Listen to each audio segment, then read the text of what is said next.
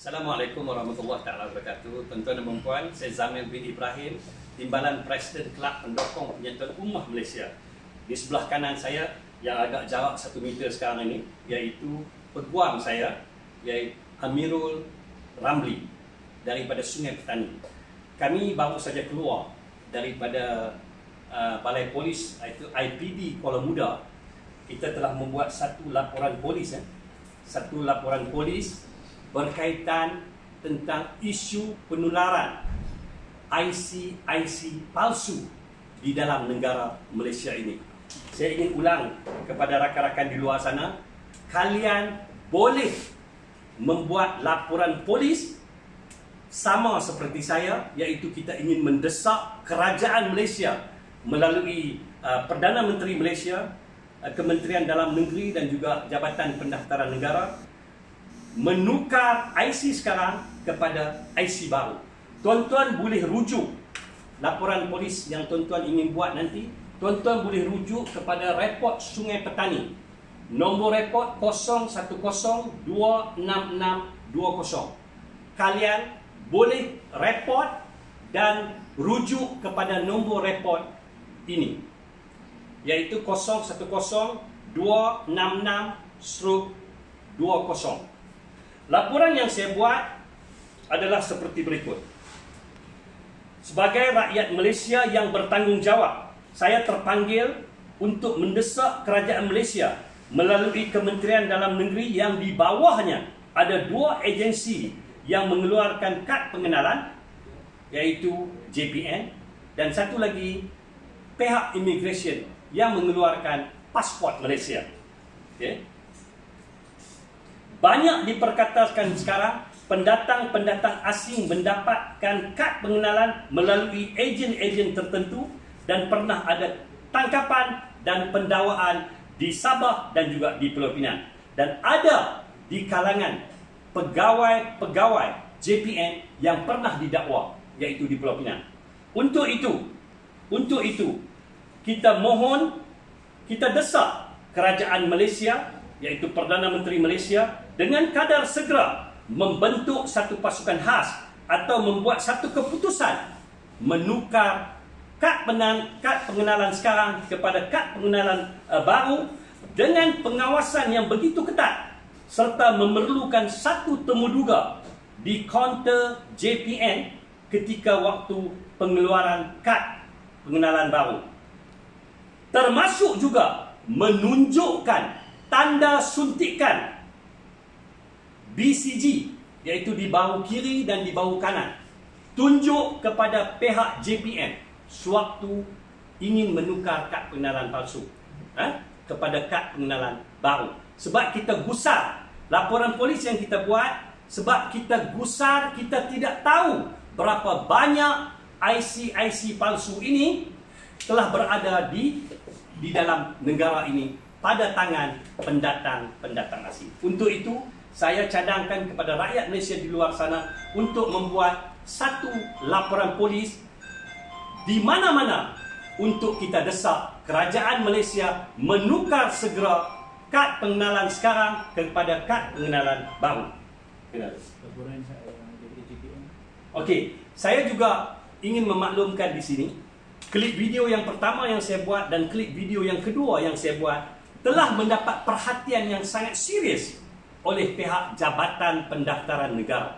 Saya bersyukur kerana kalian telah respon begitu cepat. Namun, saya agak terkejut, respon yang anda buat adalah membuat laporan polis terhadap saya.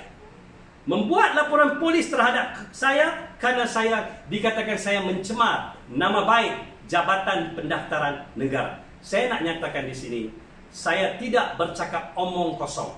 Sebab ada sebahagian kecil daripada penjawat awam di JPN telah menjadi pengkhianat kepada negara Malaysia dengan menjual kad pengenalan kepada warga asing. Sudah ada pendakwaan, kerana itu saya sebut nama JPN.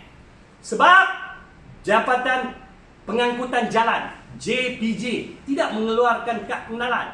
Mereka hanya keluarkan lesen memandu. Jadi untuk apa saya nak nyatakan agensi lain? Saya tentu saja menyatakan agensi yang mengeluarkan kad pengenalan adalah JPN. Dan ada pendakwaan Timbalan Pengarah Pulau Pinang, JPN, pernah didakwa kerana terlibat dalam penjualan kad pengenalan. Untuk itu, saya sebut perkataan JPN. Jadi kalau pihak JPN nak membuat laporan polis terhadap saya, silakan. Dan saya dipahamkan laporan telah dibuat di IPD Putrajaya. Saya nak nyatakan di sini, saya tidak akan bergenjak dari kenyataan awal saya bahawasanya pihak JPN sebahagian kecil terlibat dalam perkara ini. Dan pada saya menganggap kamu pengkhianat kepada negara Malaysia ini. Saya nak nyatakan di sini pada rakan-rakan di luar sana, penularan wabak COVID-19 berpunca daripada 3 warga asing daripada negara China. Ini adalah penularan pertama di Malaysia daripada warga asing China yang hadir di Malaysia. Ini yang kes yang pertama yang masuk melalui Singapura. Dan juga pihak-pihak yang berada di KLIA, sistem jam di KLIA. Di mana mereka? Perdana Menteri Malaysia yang ke-7 menyatakan mereka, kita nak letak di mana? Adakah di kandang lembu? Dia nyatakan dia nak letak di kandang lembu. Dia perli. Dan saya nak nyatakan di sini kepada Tun Mahathir, di mana mereka?